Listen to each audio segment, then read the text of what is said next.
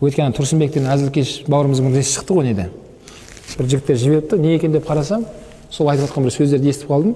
Жаңағыдай, жалпы қазақ десе ешкім мүлк етпей жатыр дейді. Бірақ жаңағыдай жүзін айтсаң дейді, орта жүз ба, кіші жүз ба десең дейді, балконнан секіруге дайын дейді. Неге біздің кіші жүзде сен тілің тиіп жатыр деп, оның руын айтатын болсаң, мүлдем басқа жағдай болуы мүмкін ана жерде. Дәл сол секілді пайғамбардың аттарында біреулер жағымсыз дұрыс емес сөз айтса, сауатты түрде ол жерде оны қорғау керек екен.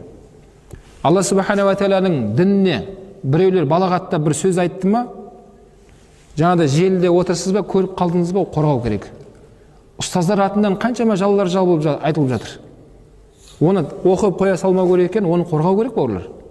Ұстазды қорғап атқаның, ол пайғамбардың дінін қорғап тұрғаның сіздің. Ұстаз не айтып жатыр ол жерде? Өз жайында бірден айтпайды ғой. Ол Алланың пайғамбардың атынан сөйлеп тұрған мамандар.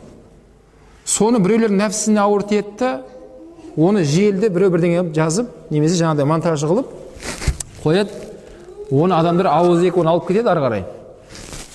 Сол кезде естіп, қарап отырмау керек екен, не істеу керек екен? Қорғау керек. Қалай қорғау керек?